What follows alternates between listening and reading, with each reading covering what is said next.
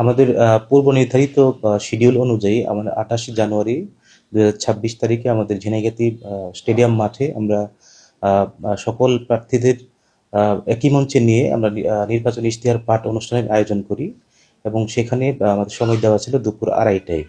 সেই সময়ের পূর্বেই প্রায় 12টা থেকে এখানে জামাত প্রার্থীর পক্ষ থেকে কর্মী সমর্থক এসে আমাদের যে নির্ধারিত জায়গাগুলো দখল করতে থাকে। পরবর্তীতে যখন বিশৃঙ্খলা দেখা দেয়, আমাদের বিএনপি প্রার্থীর কর্মী সমর্থকরা আসে প্রায় 2টার দিকে।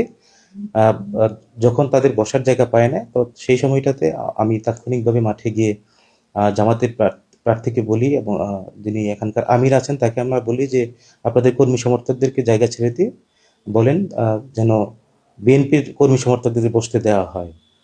পরবর্তীতে যখন আমার কথা শুনছিল না, পরবর্তীতে জামাতের প্রার্থী নিজে এসে যখন ঘোষণা করেন, তখন তারা পূর্ব পূর্ব দিকের পাশটা ছেড়ে পশ্চিম দিকে যাওয়ার জন্য উদ্যত হলে ওই সময়টাতে কোনো একজন দুষ্কৃতিকারী হয়তো একটা চেয়ার নিক্ষেপ করে, যার ফলশ্রুতিতে এই ধরনের সংঘর্ষের ঘটনা ঘটে।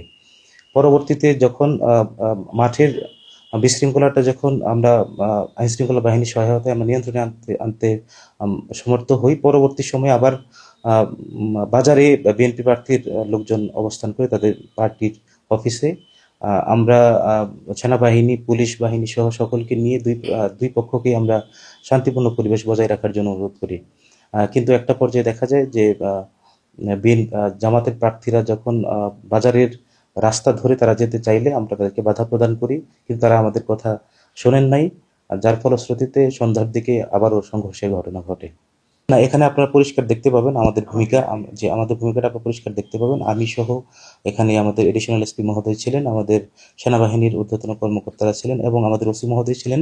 সকলে মিলে কিন্তু আমরা আমাদের জামাতের প্রার্থী যিনি ছিলেন তাকে আমরা অনুরোধ করি যেন তারা এই রাস্তাটা ব্যবহার না করে, মানে আমরা সংঘর্ষ এড়ানোর জন্য তাদেরকে বিকল্প রাস্তা দিয়ে সেফ এক্সিটের জন্য তাদেরকে বলি, কিন্তু তারা আমাদের কথা না শুনে এই রাস্তায় ব্যবহার করে। এবং আমাদের কিন্তু বিকল্প 2টি রাস্তা ছিল, একটি হচ্ছে বাঁকাগড়া দিয়ে বের হওয়ার একটা রাস্তা ছিল, অন্যটি ছিল হচ্ছে আমাদের রাংটিয়া দিয়ে বের হওয়ার একটি রাস্তা, কিন্তু তারা বিকল্প কোনো রাস্তায় ব্যবহার করতে চায় না।